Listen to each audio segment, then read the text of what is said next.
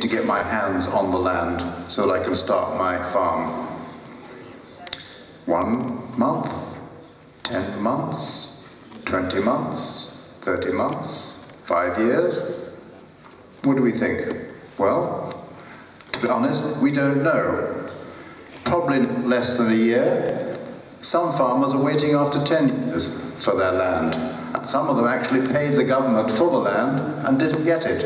If we don't sort out the land issue, we're not going to have large-scale farming, I believe, is what we need to ensure sustainable food supplies. But large-scale farming done in a responsible way. We are promoting the principles of responsible agricultural investment, which means that we don't just kick people off their land, we actually ensure that their livelihoods by becoming suppliers to the large-scale farmers. If we can do that, we can ensure food security and ensure economic growth in our rural areas. Thank you. Thank you very much.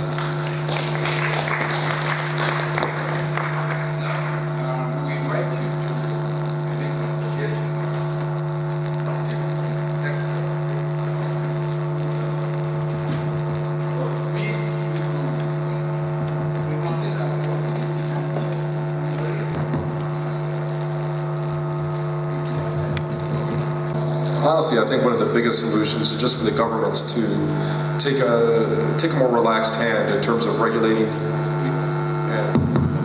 and in terms of letting the private sector operate with a freer hand. As my colleague said, land liberalization and land tenure is one issue that absolutely needs to be addressed, particularly in agriculture. Another issue is finance. Some of the circulars that have been set out by the central bank, particularly in terms of the Nairization of the economy, are not extraordinarily helpful for foreign investors, or even in many cases for domestic investors that wish to invest in the economy here. I also think that there needs to be a much greater emphasis on improving education, on improving skills, and just to create farmers and agricultural actors of a higher capacity than there are now. I know that one thing that's been talked about is labor on the farm, and while the labor here has often substituted for mechanization, what we're finding is that the productivity of the labor here is very, very low. So at the end, the labor may seem to be cheap, but it's really not. It's really quite poor value for your investment.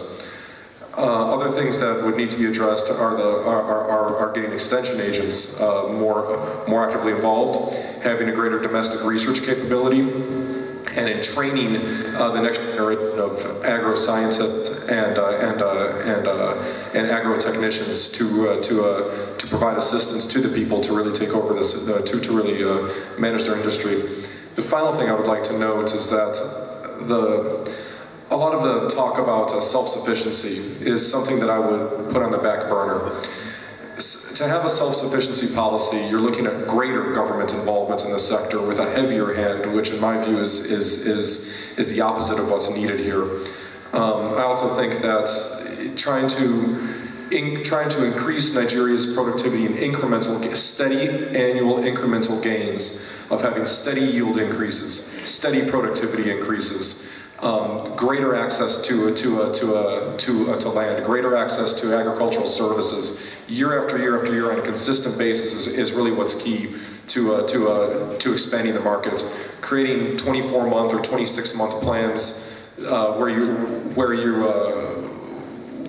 say that you're going to accomplish 100 things in the span of 2 years, when in the past you've been lucky to accomplish 3 things in the span of 2 years, is not a realistic or helpful policy, and I think that it kind of harms the credibility of some of the other things of some of the very good ideas that can come out of the agricultural leadership actors. Nigeria's agricultural potential here is absolutely vast, and I think that by having, as my colleague said, greater coordination among the many different levels, from the president to the vice president's office, to the ministries, to state governments, to private sector, and even down to the smallholder farmers. I think that's by everybody in this chain adopting a business person's approach, in agriculture as a business across all levels of both the government and the private sector, from the president to the smallholder farmer. It will really be something that will transform the sector. Thank you very much. Quite informative to you, and then we require support too. The Vice President recently called for a summit at University of Ahmadu Bello University, I think, where we had representations from the university, Dean of Faculty of Agriculture, we had the private sector representatives, and there a roadmap was set for agricultural revolution or rejuvenation in Nigeria. And in addition to that, the chambers, there's something we're doing right now. We're setting up what we call integrated agriculture project.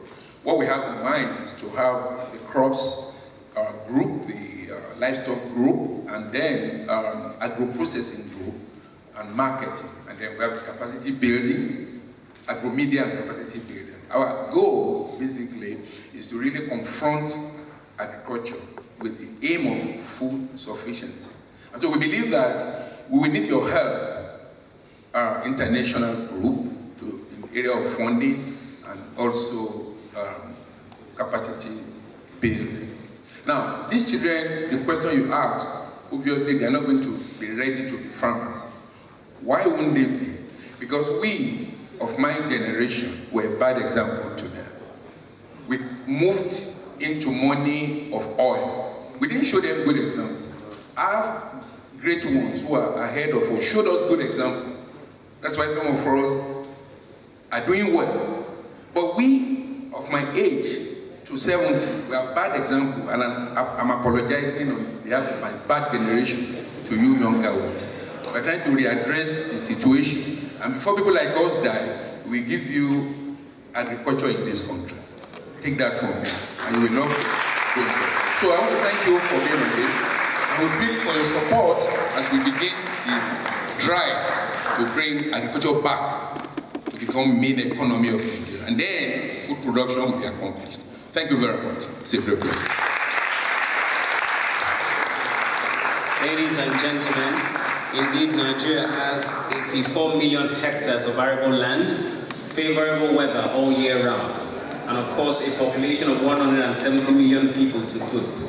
That is why we must strive to achieve self-sufficiency in food production. Of course, our panelists and the moderator will pose for a group photograph, and of course they'll be joined by officials of the LCCI. Welcome the representative of the Managing Director, Chief Executive Officer, Benin Electricity Distribution Company, Mrs. Funke Oshibodo, in the person of the Chief Strategy and Transformation Officer, and of course, Chief State Head, responsible for Ondo and Ekiti States. Thank you very much, sir. It's an honor to have you with us today. As the Chief Strategy and Transformation Officer and Chief State Head, responsible for Ondo and at the Benin Electricity Distribution Company. He's representing the Managing Director and Chief Executive Officer, Mrs. Funke. All our panelists, please feel free to sit on the comfy chairs. The last one right there is for the moderator of this session.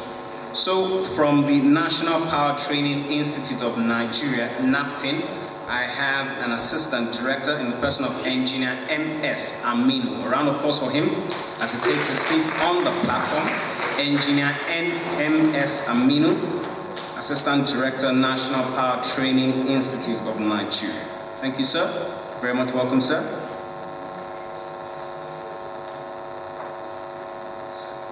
And of course, we have representing the Managing Director of Eco Electricity Distribution Company, Engineer Oladele Amoda, the Chief Technical Officer, Dawi Pietus. A round of applause for him.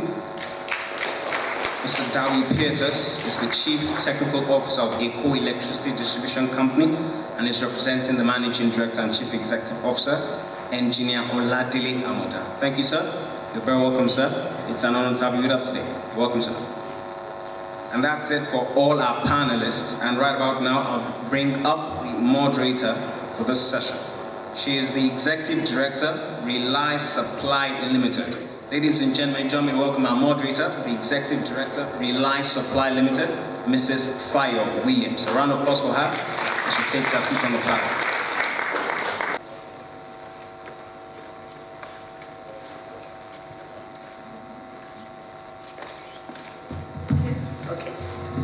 Thank you very much, Temiloluwa. Good afternoon, ladies and gentlemen. I know time is fast spent, but I assure you that you are going to have an electrifying time with this particular panel. My name again is Fayo Williams, and just in terms of a background, even today in the news, there have been a lot of figures being touted about how many Nigerians actually have access to electricity through the grid. Some say 50%, some say 70% do not have access, and yet we have energy all around us with no power. We have issues related to energy losses. We have figures from 4th of November giving us the number of megawatts really transmitted at 3,800 for a nation of 170 million. We have challenges, including what the NIPC rep told us about connection of meters when you want to start a business, and this is part of the issue of lack of competitiveness in the business climate. So we are very, very fortunate to have this high-powered panel with us today. I'll be starting from my immediate left, sir. The temperature of that seat is very cool, isn't it? I hope so. So, Mr. Ernest Edgar of the Benin Disco, we would like to ask you, looking at the CPOC analysis, starting from the supplier, the input, the process, the output, and the consumer, there is a very, very important piece of equipment that is the electricity meter.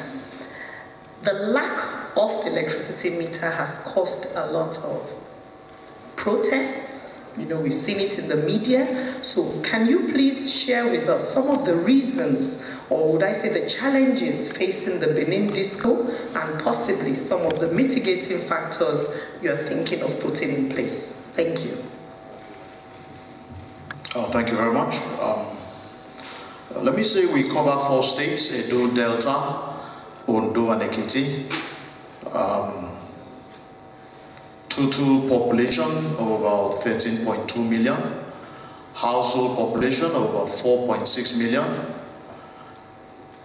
Total customer base, 774,000. To surprise you, and more like a big shame, Ekiti has less than 60,000 active customers on our database.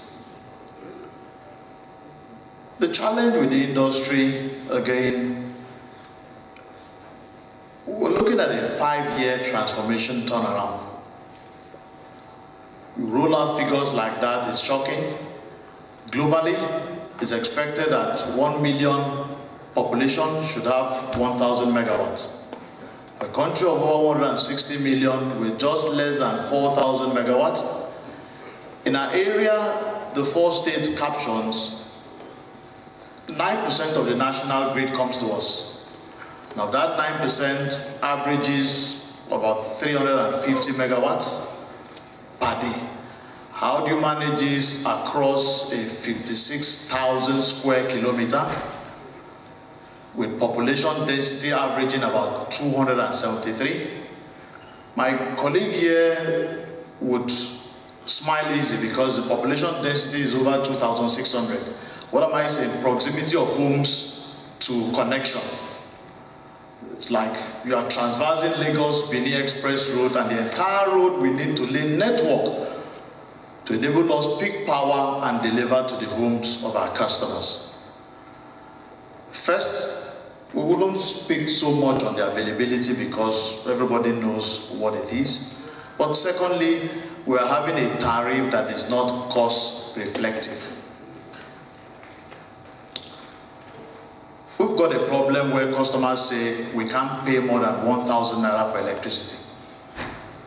And the entire electricity chain, as you've said, commences from the fellow who supplies gas to the generation company. He needs to pay for gas, and gas price is pegged at US dollars. He picks up gas and fires his turbines. He needs to pay salaries, he needs to cover his overheads. Now, from there, he pushes on to the transmission company, interestingly, that is owned by government, not privatized.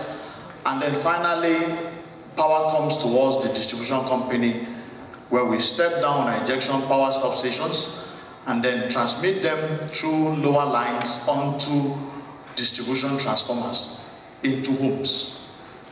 In the entire chain, we as a distribution company, we earn just 25 kobo for every 100 naira that is built. 4% of that 100 naira goes to the regulators.